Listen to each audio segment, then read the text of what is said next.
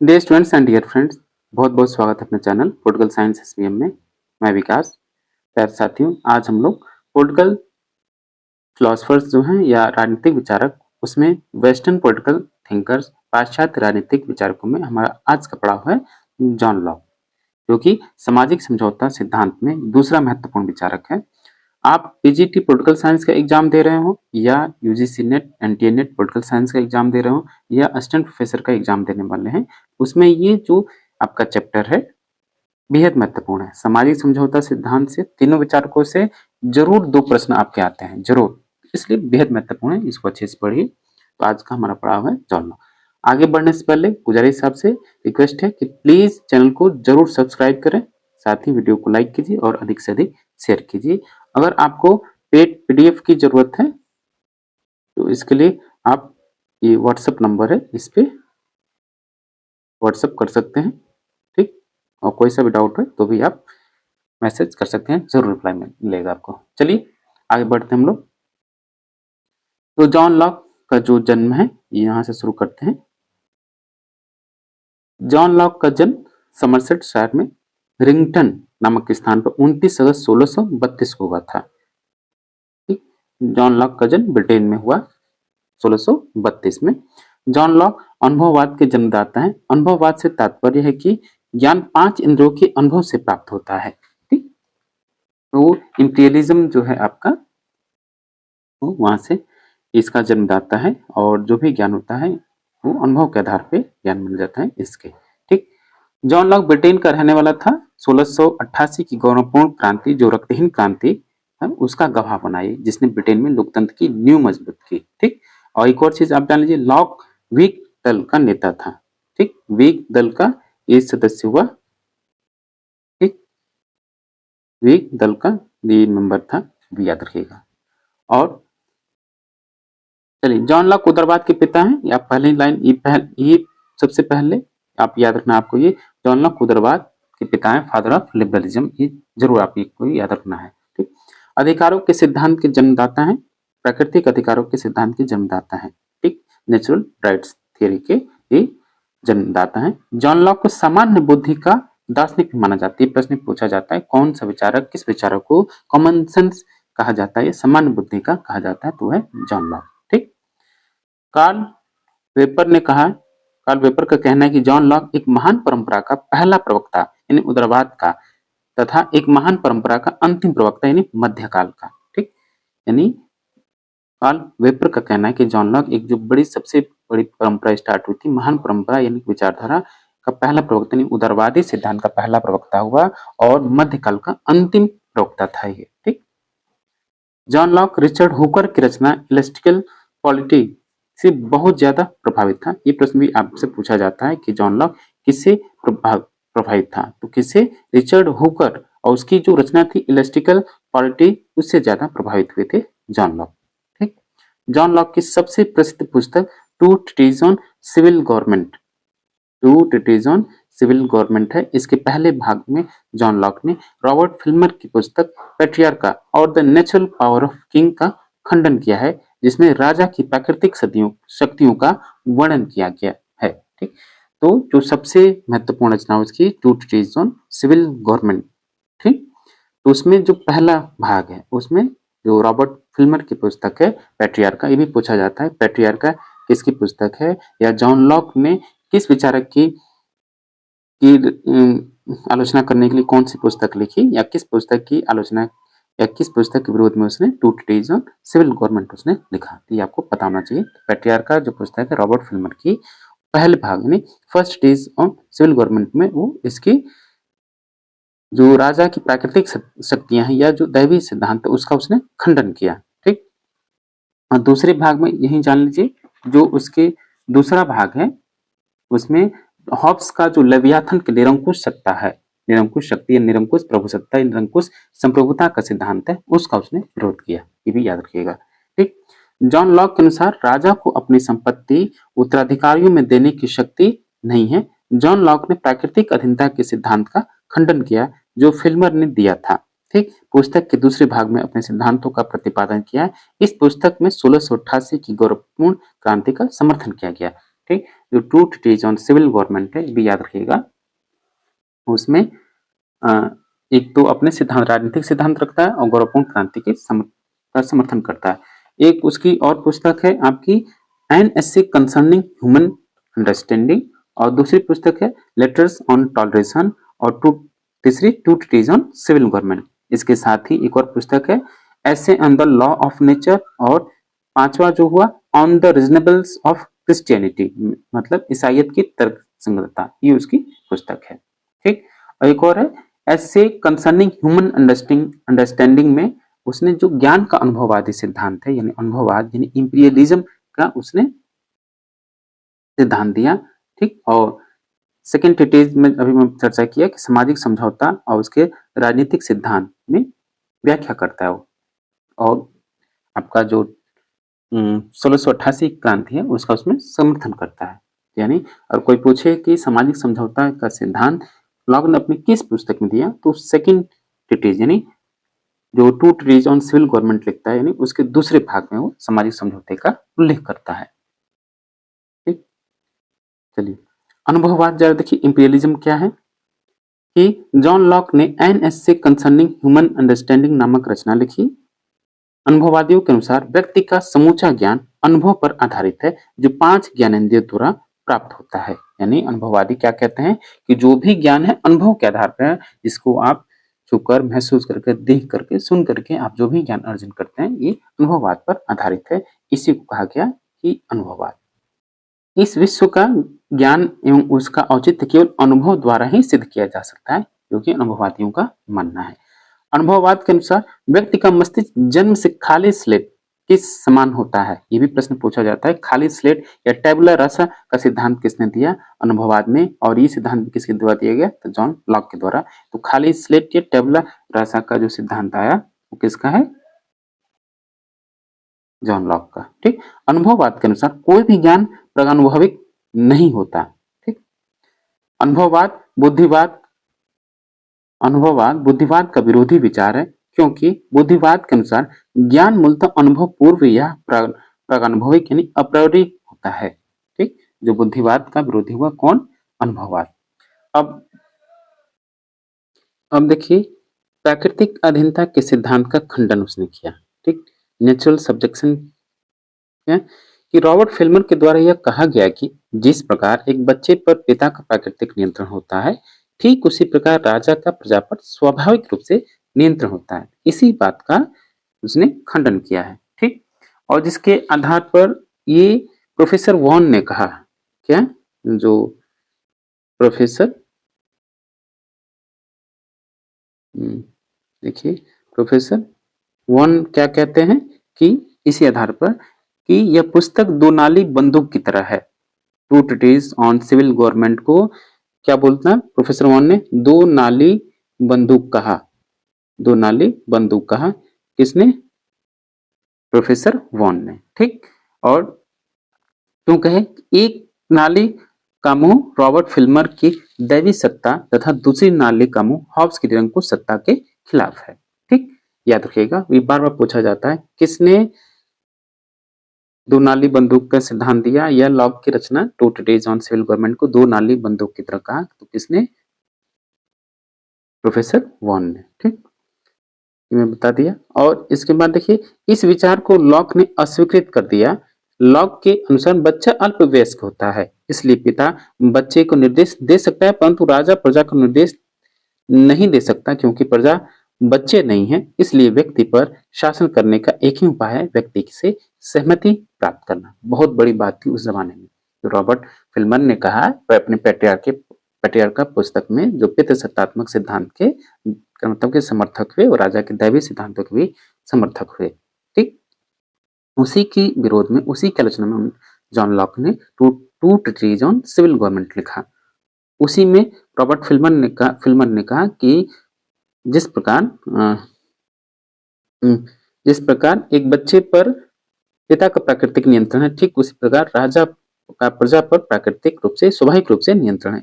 इसी बात का उसने खंडन कर दिया और कह दिया कि बच्चा अब पिता तो अनुसार बच्चा अल्पवयस्क होता है, नासमझ होता है, बुद्धिहीन होता है, इसलिए पिता बच्चे को निर्देश दे सकता है, परंतु राजा प्रजा को निर्देश नहीं दे सकता, क्योंकि प्रजा अब बच्चे नहीं है। और इसलिए सबसे बढ़िया ये है शासन करने का, प्रजा पर शासन करने की, ये उनकी सहमति से शासन किया जाए, यानी कंसेंट देके उनकी रजामंदी से। अब यहाँ से जो बात का पूरी व्यवस्था ही बदल दिया इसने, जॉन लॉक ने। ठीक, जो हॉब्स लॉक एकदम निरंकुश राजतंत्र का समर्थन किया, जबरदस्ती केंद्र शासन करने का अधिकार देता है राजा को, उसने पलट दिया, कह रहे कि नहीं, जबरदस्ती आप नहीं कर सकते, रजामंदी लोगों की अगर स्वीकार है तो आप सत्ता में बने रहिए, और नहीं तो आप हट जाइए। तो यहीं से लोकतंत्र की मजबूत नींव भी शुरुआत मानी जाती है, सहमति का शासन होना चाहिए। ठीक, अब देखिए पितृसत्तात्मक राज्य का उसने खंडन किया। जॉन लॉक ने प्राकृतिक अधीनता के सिद्धांत का खंडन किया, जिसका उल्लेख रॉबर्ट फिल्मर ने किया था। जॉन लॉक के अनुसार व्यक्ति पर राज्य का नियंत्रण व्यक्तियों की सहमति के बाद ही संभव है। जब तक व्यक्ति पर राज्य का नियंत्रण तभी संभव है जब तक कि प्रजा वहां मान रही है आपकी सत्ता को, स्वीकार करिए आपकी सत्ता को। जैसे आप देख सकते हैं इसका उदाहरण, मतलब कि इराक और आपका कई बार अफगानिस्तान में मैटर आया, और पाकिस्तान में भी आप देख सकते हैं, श्रीलंका में हुआ, और हालिया में आप बांग्लादेश में देख सकते हैं। ठीक, चलिए जॉन लॉक के अनुसार पिता का बच्चे पर नियंत्रण एवं राज्य का नागरिकों पर नियंत्रण से अलग होता है। प्राकृतिक अधिकार का सिद्धांत देखिए, बेहद महत्वपूर्ण प्राकृतिक अधिकारों का सिद्धांत इसका, यानी जो याद रखिएगा प्राकृतिक अधिकारों का जनक भी है ये, प्राकृतिक अधिकारों का जनक जॉन लॉक हुआ। उसका क्या कहना है कि जॉन लॉक अधिकारों के सिद्धांत का जन्मदाता है, प्राकृतिक अधिकारों के सिद्धांत का जन्मदाता है। जॉन लॉक ने प्राकृतिक अधिकारों में जीवन, स्वतंत्रता तथा संपत्ति को शामिल किया है। अगर आप बीपीएससी टीआरई 1, टीआरई 2 और टीआरई 3 क्वेश्चन पेपर देखेंगे तो बार बार ये प्रश्न आया उसमें, जॉन लॉक के प्राकृतिक अधिकारों से संबंधित किसी पूछा है कौन सा उसके प्राकृतिक अधिकारों में शामिल नहीं है, कितने प्रकार के प्राकृतिक अधिकारों की बात करता है, और सबसे कौन महत्वपूर्ण किस अधिकार को मानता है, तीनों प्रश्न आया है। ठीक, तो प्राकृतिक अधिकारों के सिद्धांत का जनक, यानी अधिकार जो राज्य से पूर्व है, राज्य के निर्माण से पहले ही अधिकार है। राज्य अधिकार राज्य विधि के दिन नहीं होते, वैधानिक अधिकार का उल्टा प्राकृतिक अधिकार होता है। ठीक, इस प्राकृतिक अधिकारों सिद्धांत का कटु आलोचक बेंथम हुआ, जो अलंकृत या कोरी बकवास कहता है, बकवासों से भी बढ़कर बकवास कहता है।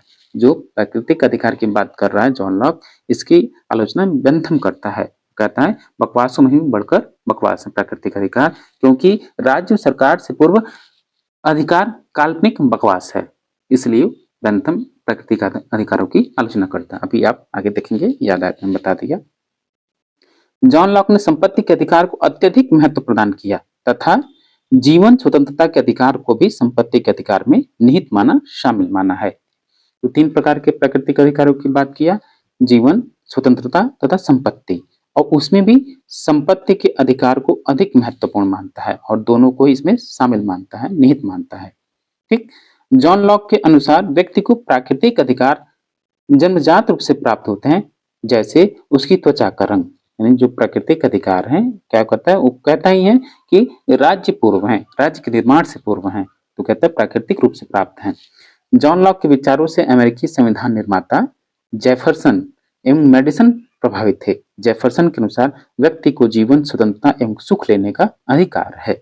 ये भी प्रश्न पूछता है कि जॉन लॉक के विचारों का किस संविधान पर असर पड़ता है, प्रभाव है, तो याद रखिएगा अमेरिकी संविधान निर्माताओं, जिसमें जेफरसन और मेडिसन शामिल थे। जॉन लॉक के बाद प्राकृतिक अधिकारों का समर्थन थॉमस पेन के द्वारा किया गया, जिन्होंने राइट्स ऑफ मैन नामक रचना लिखी। ठीक, ये प्रश्न पूछता है कि राइट्स ऑफ मैन किसकी पुस्तक है, तो जो थॉमस पेन है उनके द्वारा रचित पुस्तक है राइट्स ऑफ मैन, ये अलग से पूछता है। अतः व्यक्ति की प्राकृतिक अधिकारों को कभी छीना नहीं जा सकता। ठीक, बेंथम ने लॉक के प्राकृतिक अधिकारों की आलोचना करते हुए कहा कि प्राकृतिक अधिकार बकवास है, बकवासों से बढ़कर बकवास है। ये आलोचना में जिसकी अभी व्याख्या कर रहा था वही बेंथम कहता है। ये भी कोट आपका बेहद महत्वपूर्ण, जहां मैं कहूं आप नोट कर लीजिए, नहीं विश्वास हो तो तमाम क्वेश्चन पेपर है, प्रीवियस ईयर क्वेश्चन पेपर, आप उसमें देख लीजिए कैसे क्वेश्चन आते हैं। ठीक, बेंथम के अनुसार राज्य एवं सरकार से पहले अधिकारों की कल्पना अतार्किक है। बेंथम मानता है कि राज्य एवं सरकार से पहले अधिकारों की कल्पना तार्किक है, क्योंकि उसका मानना है कि जितने भी अधिकार हैं राज्य के द्वारा ही प्रदत्त हैं। जॉन लॉक की प्राकृतिक अधिकारों की आलोचना एडमंड बर्ग और रूसो ने भी की है। एडमंड बर्ग क्या है? रूढ़िवाद का जनक है, और रूसो आपको पता ही है लोकप्रिय संप्रभुता का जनक हुआ। संपत्ति का विचार देखिए जरा। प्यारे साथी, आपसे गुजारिश है कि बिना सब्सक्राइब किए हुए चैनल को बिना सब्सक्राइब किए हुए आपको आगे नहीं बढ़ना है। अगर अब तक आपने सब्सक्राइब नहीं किया तो जल्दी से सब्सक्राइब कर लीजिए, साथ ही बेल आइकन को भी प्रेस कीजिए, ठीक। और अगर आपको पेड पीडीएफ की आवश्यकता है तो आप ये व्हाट्सएप नंबर है उस पर व्हाट्सएप कर सकते हैं, ठीक। कोई सा भी क्वेरी हो तो आप उसके लिए भी व्हाट्सएप कर सकते हैं। चलिए, संपत्ति का विचार क्या है? मैकफरसन के अनुसार जॉन लॉक द्वारा राज्य व सरकार के निर्माण का मूल उद्देश्य संपत्ति के सिद्धांत को औचित्य प्रदान करना था। सीवी मैकफरसन करते हैं ये। संपत्ति को परिभाषित करते हुए जॉन लॉक ने कहा है कि संपत्ति व्यक्तियों का व्यक्तित्व और उनके स्वामित्व में स्थित वस्तुएं हैं, ठीक। संपत्ति का आशय भूमि व वस्तुओं से है। संपत्ति का आशय किससे? भूमि व वस्तुओं से है, ठीक।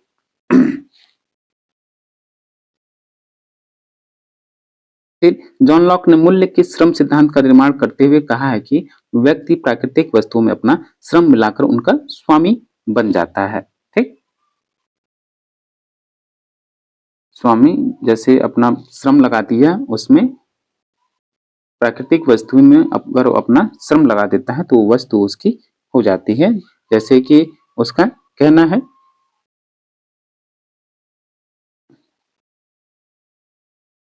जॉन लॉक ने मूल्य के श्रम सिद्धांत का निर्माण करते हुए कहा कि व्यक्ति प्राकृतिक वस्तु में अपना श्रम मिलाकर उनका स्वामी बन जाता है। ठीक उसी प्रकार किसी नदी या किसी सोते का पानी सार्वजनिक है, वो सभी लोगों के लिए, लेकिन जब कोई व्यक्ति अपना उसमें मेहनत लगा के अपना श्रम लगा के एक बाल्टी पानी निकाल लेता है उसमें से, या थोड़ा पानी निकाल लेता है अपना श्रम लगा के, तो वो उसकी निजी संपत्ति हो जाती है, ठीक। तो उनके अनुसार प्रकृति ने पर्याप्त वस्तुएं दी हैं, व्यक्ति का मूल उद्देश्य अपने श्रम द्वारा अर्जित संपत्ति को सुरक्षित रखना है, ठीक। जॉन लॉक संपत्ति पर प्रतिबंध भी लगाता है। संपत्ति दूसरे के लिए भी छोड़ना चाहिए तथा संपत्ति को नष्ट नहीं किया जाए। कहने का मतलब कि प्राकृतिक संसाधन जितने भी सीमित है, प्रकृति ने सब जो भी दिया है उचित मात्रा में दिया है, लेकिन ये अधिकार किसी को नहीं दिया है कि कोई ज्यादा अपने पास रख ले कि उसके पास रखे रखे नुकसान हो जाए, या ना चीजें सड़ जाएं, खराब हो जाएं और दूसरे को अभाव हो मिले ना, जिसकी वजह से उसको तमाम परेशानियां होती हैं। इस चीज का वो विरोध करता है, ठीक। जैसे श्रम की सीमा होनी चाहिए, जितना श्रम उतनी ही संपत्ति। पर्याप्तता सीमा होनी चाहिए, जितनी आवश्यकता उतनी रखो, बाकी संपत्ति दूसरे के लिए छोड़ दो। विनाश सीमा यानी स्पॉइलेज, जितना की जितना जितने का सदुपयोग हो उतनी ही रखो। ईश्वर न कोई वस्तु बिगाड़ने या नष्ट करने के लिए नहीं बनाई गई है, ठीक। इसलिए इसके आधार पर मैकफरसन आलोचना क्या करता है कि बोर्जुआ तानाशाही का प्रवक्ता हुआ। याद रखिएगा, जो जॉन लॉक है बोर्जुआ तानाशाही का प्रवक्ता हुआ। ये किसने कहा? सीबी मैकफरसन ने। बोर्जुआ तानाशाही का प्रवक्ता हुआ जॉन लॉक। भी कोट बार बार पूछा जाता है आपसे। तब देखिए जरा, बतौर उदारवादी विचारक के रूप में जॉन लॉक को देखिए।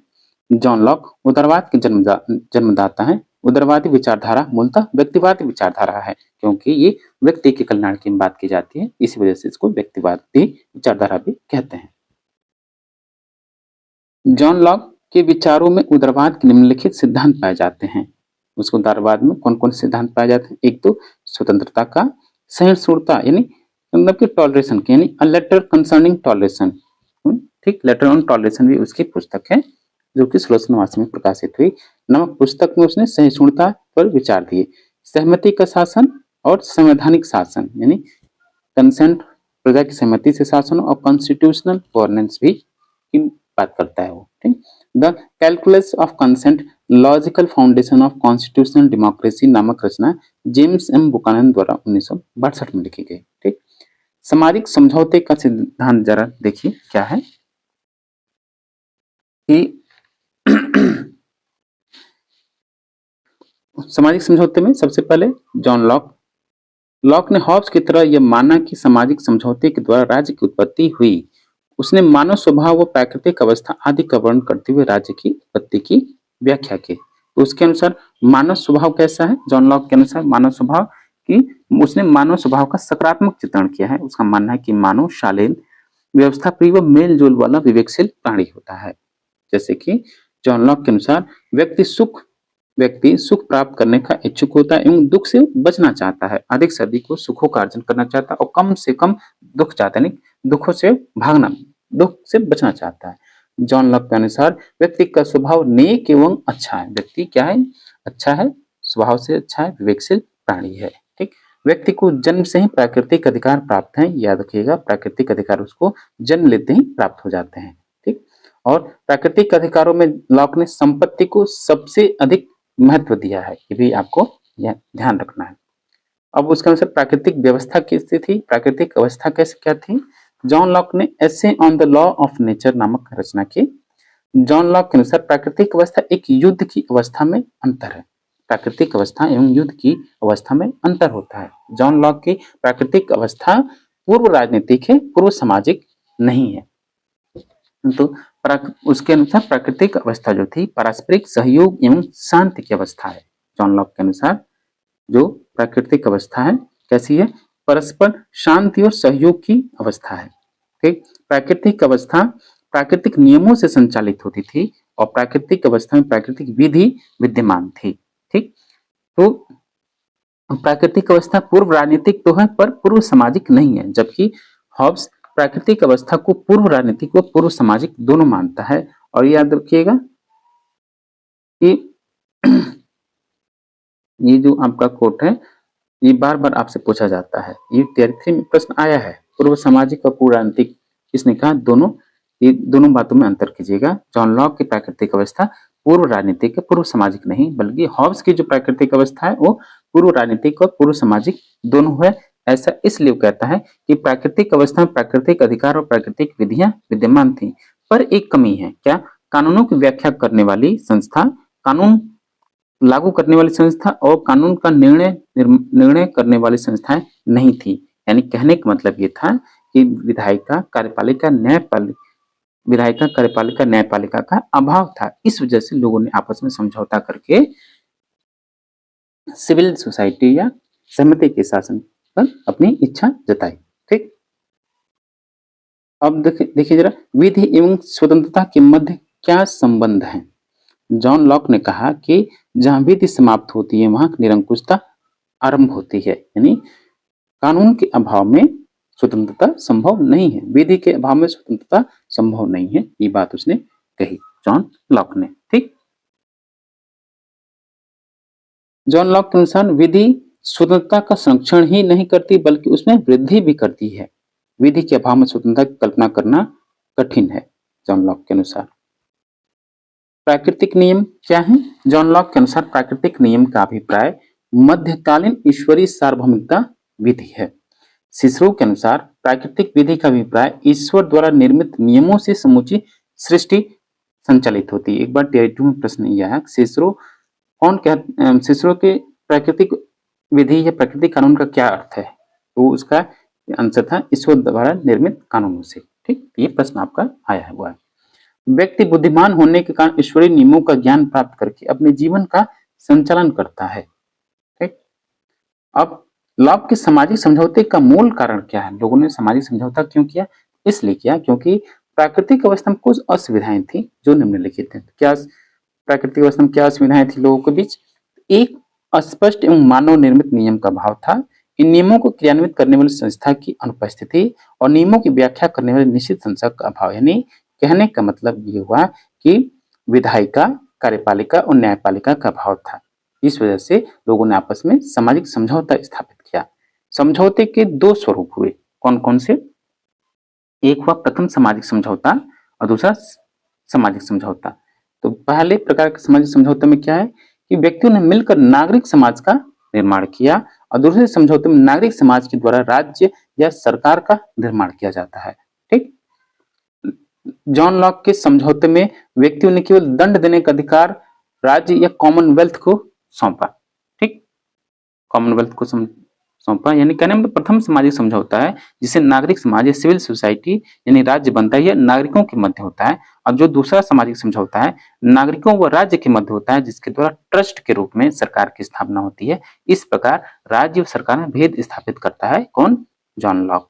समझौते के बाद भी प्राकृतिक अधिकार नागरिकों के पास बने रहते हैं। सरकार का ट्रस्ट की तरह केवल कर्तव्य है इन अधिकारों की रक्षा करना। ट्रस्ट के रूप में सरकार कार्य करती है और उसका कार्य क्या है?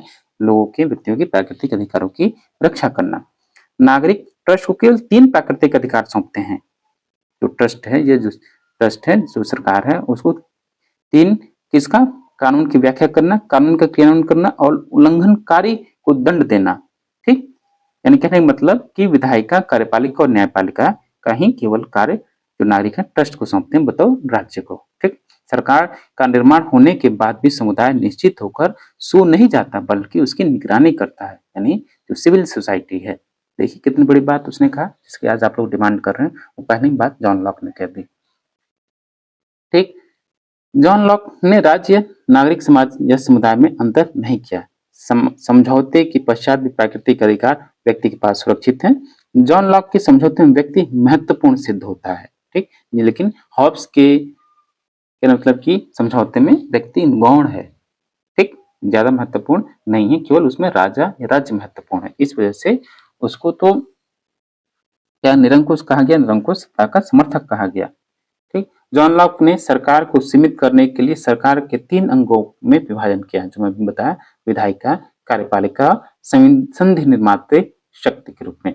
ठीक, राज्य को सीमित करने के लिए लॉक ने संप्रभुता शब्द का प्रयोग नहीं किया, उसने संप्रभुता के स्थान पर ऑल सुप्रीम पावर शब्द का प्रयोग किया। याद रखिएगा, उसने संप्रभुता शब्द का प्रयोग नहीं करता है, वो सुप्रीम पावर, सुप्रीम पावर के रूप में बात करता है। ठीक, सामाजिक समझौते की क्या विशेषता है? जॉन लॉक की सामाजिक समझौते की क्या विशेषता है? कि समझौता पूर्व राजनीतिक था, पूर्व सामाजिक नहीं। ठीक, पूर्व सामाजिक और पूर्व राजनीतिक में अंतर क्या है? कि समझौता जो भी हुआ उस कहता है कि समाज तो विद्यमान था, राज्य के निर्माण क्या कहता है? समझौता व्यक्तियों में आपस में समझौता किया और उनके समझौता पूर्व सामाजिक नहीं, क्योंकि समाज विद्यमान था, पूर्व राजनीतिक था, इसलिए क्योंकि समाज तो पहले से विद्यमान था, इस संस्था का अभाव था, इसलिए कहता है पूर्व राजनीतिक था, क्योंकि समझौते से पहले समाज विद्यमान था। ठीक, न कि राज्य। इस वजह से कहा जाता है समझौता पूर्व राजनीतिक था, न कि पूर्व सामाजिक। ठीक, क्योंकि हॉब्स क्या कहता है? पूर्व राजनीतिक और पूर्व सामाजिक दोनों था। समझौते में व्यक्तियों ने सभी अधिकार अपने पास रखे, केवल एक अधिकार, दंड देने का अधिकार राज्य को सौंपा, ट्रस्ट को उसने सौंपा। ठीक, समझौता टूटने के बाद सरकार समाप्त होगी, इसलिए व्यक्ति पद की प्राकृतिक अवस्था में नहीं जाएगा। ठीक, उसका उल्टा क्या है हॉब्स का? कि अगर हॉब्स के अनुसार अगर समझौता टूट गया तो पुनः व्यक्ति क्या चले जाएंगे? प्राकृतिक अवस्था में चले जाएंगे, यानी सब कुछ समाप्त हो जाएगा। और यहाँ क्या कहता है कि सरकार समाप्त होगी और व्यक्ति के प्राकृतिक अधिकार उसी अवस्था में रहेंगे जिस अवस्था में उन्हें प्राप्त थे। ठीक, व्यक्तियों ने समझौते के द्वारा अपनी शक्तियां बहुमत समुदाय को प्रदान की। ठीक, फिर क्रांति का विचारक इसको कहते हैं जॉन लॉक को क्रांति का विचारक क्यों कहते हैं? कि लॉक के विचारों के परिणाम स्वरूप इंग्लैंड में गौरवमयी क्रांति हुई। उसके विचारों ने फ्रांसीसी क्रांति को भी प्रभावित किया। अमेरिकी क्रांतिकारी एवं अमेरिका के संविधान निर्माता जेफरसन और मेडिसन लॉक के विचारों से अत्यधिक प्रभावित थे। अमेरिका के संविधान पर लॉक के विचारों का अत्यधिक प्रभाव पड़ता है। प्रश्न आपसे पूछा जाता है किस देश के संविधान पर लॉक के प्रभाव पड़ते हैं? तो अमेरिकी संविधान पर। लॉक के क्रांति के विचार क्या है? जॉन लॉक के विचारों में सीमित और संवैधानिक शासन का आधार पाया जाता है। राज्य ने संभावित निरंकुश व्यक्ति पर प्रतिबंध लगाने के लिए निम्न आधारों पर क्रांति को औचित्यपूर्ण ठहराया उसने। ठीक, लॉक के विचारों में क्या क्या महत्वपूर्ण है? एक तो सीमित, लिमिटेड गवर्नमेंट की बात किया और कॉन्स्टिट्यूशनल गवर्नेंस की बात करता है। संवैधानिक शासन और सीमित सरकार की सबसे पहले बात करने वाला आपका कौन हुआ? John Locke. सिविल सोसाइटी की बात करने वाला कौन हुआ? तो जॉन लॉक। ठीक, क्रांति को औचित्यपूर्ण किस संदर्भ ठहराता है? यदि राजा एक व्यक्ति विधि के स्थान पर निरंकुश शासन करने लगे। यदि राजा या एक व्यक्ति कानून के स्थान पर विधि का स्थान पर निरंकुश शासन करें, तब व्यक्तियों का अधिकार है, नागरिकों का अधिकार है क्यों? क्रांति करें। ठीक, फिर जब राजा विधायिका के स्वतंत्र कार्यकारण में बाधा उत्पन्न करे, जब राजा निरंकुश रूप में चुनाव या चुनाव के तरीके में परिवर्तन करने लगे, जब राजा या विधायिका नागरिकों को किसी विदेशी शक्ति के हवाले सौंपने लगे, तब इन सभी मामलों में जनता को क्रांति करने का अधिकार है। फिर यदि सर्वोच्च कार्यकारी अधिकारी विधि की अवहेलना या उसका पालन न करे, तब भी क्रांति का अधिकार है। जॉन लॉक के अनुसार क्रांति के परिणाम स्वरूप सरकार को हटाया जाता है, राज्य कॉमनवेल्थ को तो विद्यमान रहता है। क्रांति के द्वारा क्या है कि सरकार को बर्खास्त किया जाता है, जैसे कि बांग्लादेश में देख सकते हैं। सरकार समाप्त होगी लेकिन बतौर राज्य बांग्लादेश तो है ही। जबकि हॉब्स के अनुसार क्रांति के परिणाम स्वरूप प्राकृतिक अवस्था पुनः आ जाएगी, क्योंकि हॉब्स के विचार में राज्य, समाज और सरकार सभी का निर्माण एक ही समझौते से हुआ था। समाज, सरकार और राज्य का निर्माण एक ही समझौते में हुआ। इस वजह से अगर समझौता समाप्त होगा तो पुनः आप प्राकृतिक अवस्था में चले आएंगे हॉब्स के अनुसार, लेकिन जॉन लॉक के विचारों में ऐसा नहीं था। जॉन लॉक ने सरकार को एक ट्रस्ट या लिमिटेड लाइबिलिटी कंपनी के रूप में संज्ञा दी। ठीक, कौन कहता है कि राज्य लिमिटेड लाइबिलिटी कंपनी है, लिमिटेड कंपनी है, या ट्रस्ट है? तो जॉन लॉक। ठीक, जॉन लॉक ने क्रांति के स्थान पर स्वर्ग से प्रार्थना, अपील टू हेवन शब्द का प्रयोग किया है। देखिए कितनी बड़ी बात है ये। राज्य के क्या कार्य होने चाहिए? थॉमस, देखिए मैं क्या बोल रहा हूँ राज्य के कार्य, जॉन लॉक के अनुसार राज्य के कार्य क्या होना चाहिए? तो उसने कहा कि जॉन लॉक ने राज्य के नकारात्मक कार्यों का उल्लेख किया है।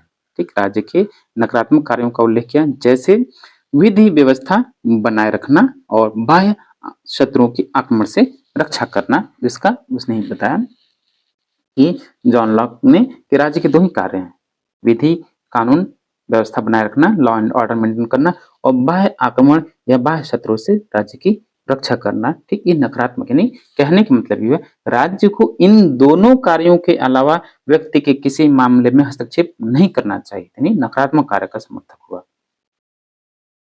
इसी वजह से जैसे कह दिया, इसी वजह से पूंजीवाद का भी प्रवक्ता बना, ये उदारवाद का प्रवक्ता, इसी वजह से पूंजीवाद का भी विकास हुआ, व्यक्तिवाद का भी बढ़ चढ़कर विकास हुआ। राज्य की प्रकृति क्या है इसके अनुसार कि नकारात्मक राज्य की कम से कम हस्तक्षेप करना चाहिए राज्य को। ठीक, पुलिस राज्य की बात करता है, रात्रि प्रहरी राज्य और अहस्तक्षेपी लेसिस फेयर का भी समर्थक हुआ। ठीक, चार प्रकार के प्रकृति की बात करते हैं राज्य की, एक तो नकारात्मक राज्य, पुलिस राज्य, रात्रि प्रहरी राज्य और अहस्तक्षेपी राज्य, मतलब लेसिस फेयर नहीं था, तो कम से कम व्यक्ति के मामले में राज्य को हस्तक्षेप करना चाहिए।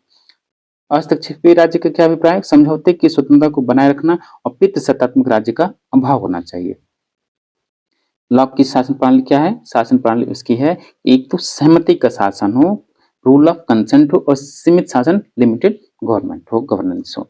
जॉन लॉक राजतंत्र का विरोधी था, परंतु संवैधानिक राजतंत्र का समर्थन उसने किया।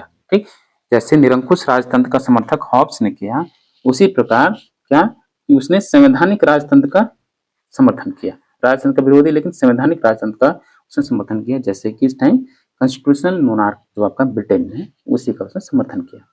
जॉन लॉक के अनुसार प्रतिनिधि शासन में सबके लिए प्रतिनिधित्व नहीं था। जॉन लॉक के लिए लोकतंत्र एक साधन तथा उदारवाद साध्य था। लोकतंत्र क्या है? एक साधन है, और उसका साध्य क्या होना चाहिए? उदारवाद। व्यक्तिवाद देखिए जॉन लॉक का, व्यक्ति को राज्य एवं समुदाय से ज्यादा महत्व देने वाले विचारक व्यक्तिवादी कहलाते हैं। यानी जो भी विचारक व्यक्ति को राज्य की अपेक्षा, समुदाय की अपेक्षा व्यक्ति को अधिक महत्व देते हैं, व्यक्ति की कल्याण की बात करते हैं, उन्होंने व्यक्तिवादी विचारक कहते हैं। व्यक्तिवादी व्यक्ति की स्वतंत्रता एवं सुख बढ़ाने के लिए राज्य को साधन मानते हैं, इसलिए उत्तरवादी उपयुक्तवादी विचारक व्यक्ति की मान्यता में विश्वास रखते हैं। पूंजीवादी विचारक सीबी मैकफरसन ने अपनी रचना the political theory of positive individualism, ठीक, स्वत्वमूलक व्यक्तित्व का सिद्धांत इसने सीबी मैकफरसन ने दिया, और ये पुस्तक आपको हमेशा याद रखना है। में सीबी मैकफरसन ने क्या कहा? हॉब्स एवं लॉक को स्वत्वमूलक व्यक्तिवादी कहा है। ठीक, सीबी मैकफरसन ने लॉक को पूंजीवाद का जन्मदाता कहा। पूंजीवाद का जन्मदाता किसने कहा? सीबी मैकफरसन ने जॉन लॉक को। सीबी मैकफरसन के अनुसार लॉक के राज्य का मुख्य उद्देश्य संपत्ति की रक्षा करना है। सीबी मैकफरसन के अनुसार लॉक ने संपत्तिशाली लोगों को अधिकार प्रदान किए हैं। जेम्स टोली इस विचार से सहमत नहीं है। इनके अनुसार लॉक संवैधानिक शासन का समर्थक है। लॉक के विचारों में अंतर्निहित विरोधाभास क्या है? क्या उसके विचारों में विरोधाभास है? यानी क्लियर नहीं है कि जॉन लॉक के विचार एक ओर अनुभववाद से प्रभावित हैं तथा दूसरी ओर मध्यकालीन विचारक रिचर्ड हुकर का उन पर स्पष्ट प्रभाव है। लॉक के विचारों में हॉब्स की भांति तार्किक संगति विद्यमान नहीं है, क्योंकि उसने 4 स्तर पर सर्वोच्च शक्ति की कल्पना की है। जैसे सरकार में विधायिका सर्वोच्च होगी, जबकि सरकार में सर्वोच्च समुदाय होगा। समुदायों का भी मूल उद्देश्य प्राकृतिक अधिकारों की रक्षा करना है। प्राकृतिक अधिकारों से महत्वपूर्ण प्राकृतिक विधि है। इसलिए यह भ्रम उत्पन्न होता है कि व्यक्ति के प्राकृतिक अधिकार ज्यादा महत्वपूर्ण है या समुदाय के दंड का अधिकार ज्यादा महत्वपूर्ण है। व्यक्ति ज्यादा महत्वपूर्ण है या समुदाय का महत्व ज्यादा महत्वपूर्ण है। ठीक, समझौता 1 या 2 स्पष्ट नहीं किया उसने। ठीक, यही विरोधाभास है। उदारवादी होते हुए मध्यकालीन विचारों से वो प्रभावित हुआ। अब आइए जरा उसकी जो महत्वपूर्ण रचनाएं हैं वो देख ले जरा। लॉक की महत्वपूर्ण रचनाएं, an essay concerning human understanding, जो कि 1687 में लिखा गया, 1690 में प्रकाशित हुआ। ठीक, उसकी एक पुस्तक, ये भी याद रखिएगा, बार बार पूछा जाता है। 4 लेटर्स कंसर्निंग टॉलरेशन, ठीक, जिसमें दूसरा पत्र अत्यधिक प्रसिद्ध है, अ लेटर कंसर्निंग टॉलरेशन, जो 1689 में प्रकाशित हुई। ठीक, द रीजनेबल्स ऑफ क्रिश्चियनिटी, ये भी उसकी पुस्तक है। इस पुस्तक में लॉक ने ईसाई धर्म का तार्किक बचाव किया। ये भी पूछा जाता है कि किस विचारक ने किस पुस्तक में ईसाई धर्म का बचाव किया है। ठीक, तो ये द रीजनेबलनेस ऑफ क्रिश्चियनिटी। ठीक, टू ट्रीटीज ऑन गवर्नमेंट 1689, इस पुस्तक के बारे में पीटर लॉसलेट ने कहा, यह रचना 1688 की गौरवमयी क्रांति की पहले लिखी गई थी। सम थॉट्स कंसर्निंग एजुकेशन, शक्ति पृथक्करण के सिद्धांत के जन्मदाता मॉन्टेस्क्यू, इन्होंने द स्पिरिट ऑफ लॉज नामक महत्वपूर्ण रचना लिखी। संयुक्त राज्य अमेरिका के संविधान निर्माण पर लॉक का प्रभाव पड़ा था। ठीक, तो चलिए और भी कुछ महत्वपूर्ण चीजें होंगी तो आपको बताया जाएगा। तो ये था आपका जॉन लॉक, जो मतलब कि आपका समझौतावादी विचारक हुआ। और तमाम जो इसके सिद्धांत हैं, जैसे प्राकृतिक अधिकार, उदारवाद, व्यक्तिवाद, पूंजीवाद या सहमति का शासन हो, या कार्यपालिका या विधायिका या न्यायपालिका सीमित शासन की बात हो, उन सब की बात करता है जॉन लॉक। इसलिए वो बेहद महत्वपूर्ण विचारक बन जाता है, जिससे आपके बहुत सारे प्रश्न बनते हैं। चलिए, तो आगे भी हम लोग पढ़ते रहेंगे और आपसे चलते चलते गुजारिश रिक्वेस्ट है, प्लीज आप चैनल को सब्सक्राइब करना न भूलें। ठीक, तो साथ ही बेल आइकन भी प्रेस कर लीजिए। ठीक, और वीडियो को लाइक करना बिल्कुल लाइक कीजिए, उसको बिना लाइक के आगे न बढ़े। Thank you for watching. मिलते हैं नेक्स्ट वीडियो में।